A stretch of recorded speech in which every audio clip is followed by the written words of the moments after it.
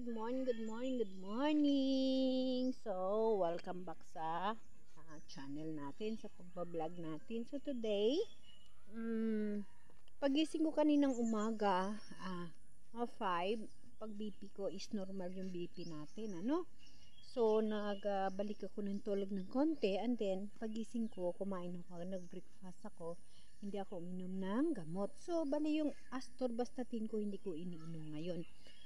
So, after ko breakfast ito, alis kami, pupunta ako ng swimming, ano, maligo ako mag-swimming, therapy kami. Uy, ang ganda ng ulam. Oo, mag-exercise.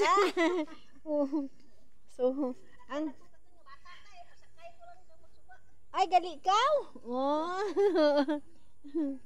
So, dalin mga buha, ay mabigat na ano. So, ito hindi nga nakapaghilamos kasi madiretso sa baybay.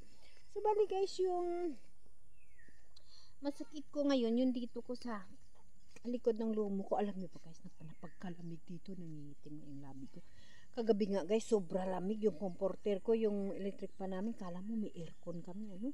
Sobra lamig. Lahat kami ng katabi ko na apo ko na dalaga, ay naku, nakapulupot sa comforter. Ako din. So andito ko guys, alam niyo ba yun, yung dito sa likod ng tangkugo ko hanggang dito sa abaga ko, sa may mga buling sa right side ko is namamanhid dyan.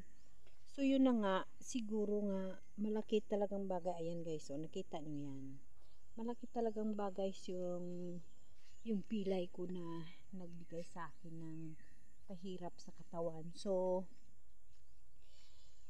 kailangan na itirafi ko sa swimming para na manumbalik yung lakas, kasi sa lahat ng sakit, number 1 talaga yung ina-advise lagi ng doktor natin yung pag-exercise. So yung swimming isa sa exercise na aking gagawin, at ang paglakad namin na ito na mula dito sa amin papunta sa dagat, tatawid kami ng highway, pero hindi naman siya kalayuan guys, hindi nga aabot kami ng 15 minutes, doon na kami, kaso lang nasa taas lang kami na area.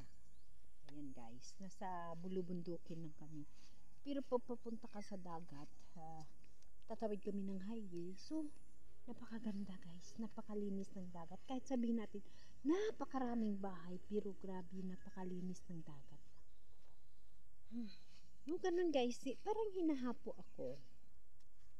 Yung mabigat hanggang dito sa puno ng baywang ko sa right side. So siguro sa akin lang, sa estimate ko, dyan talaga tama yung pilay ko na napakatagal ng panahon. So unti-unti siyang na-open kasi may massage therapy na ginagawa yung anak ko sa akin. So nakakaramdam ako ng relief o magandang pakiramdam.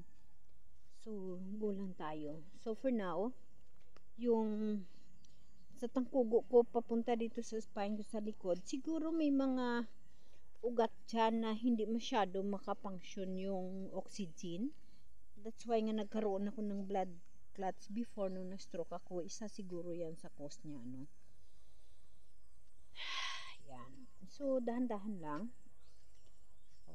So ganun guys. So see you sa pagkarating namin sa dagat. Ano lang to guys, yung update lang ito sa aking naramdaman. For now, yun na nga, yung dito sa tangkugo ko, and then dito sa balikat ko sa kanang bahagi, hanggang dito sa daliri ko na ito, na mamanod ito guys, hanggang doon yan guys sa may paa ko. Yun. So siguro sa ugat na hindi maayos yung function niya. Arang guys, may masalubong ako na may isda na pala na malaki. Laki-laki ng isda. Ay. Ayun. May sapa din dito. Ayan oh. Laki-laki naman ng isda mo. Bagong dawi. Kahapon pa. Ay, ganun. Kahapon. Kagabi. Ang ganda-gandang lalaki-laki ng isda niya. So, kagabi, kahapon na daw, kagabi dumating sa minute ng baybay. So, malapit na kami guys. So, see you na tayo sa dagat. Mag-swimming ako doon. Ganun lang yung update natin for today.